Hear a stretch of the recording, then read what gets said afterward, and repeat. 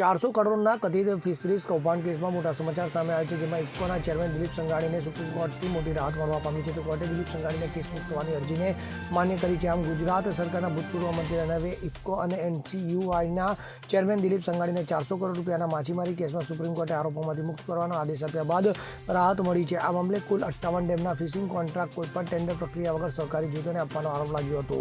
અગાઉ ગુજરાત હાઈકોર્ટે અરજી ફગાવી દેવાનું વલણ દાખવ્યું હતું. તેથી દિલીપ સંઘાણી દ્વારા ગુજરાત હાઈકોર્ટના આદેશને સુપ્રીમ કોર્ટમાં પડકારવામાં આવ્યો હતો. સમગ્ર મામલા વિશે વાત કરવામાં આવે તો વર્ષ 2008ના વર્ષમાં આ કૌભાંડમાં બંને નેતાઓ ઉપરાંત મત્સ્ય વિભાગના ઉચ્ચ અધિકારીઓ સહિત 7 સામે ગાંધીનગર કોર્ટમાં ફરિયાદ નોંધાઈ હતી, જેમની પર પોતાની સત્તાનો દુરુપયોગ કરી રાજ્યના તળાવો અને જળાશયોમાંથી માછલી પકડવાનો કોન્ટ્રાક્ટ આપ્યા હોવાનો આરોપ છે.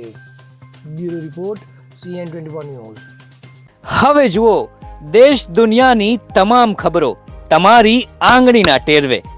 ઉઠાવો મોબાઈલ અને ગૂગલ પ્લે સ્ટોર પરથી ડાઉનલોડ કરો અમારી CN24 ન્યૂઝ મોબાઈલ એપ.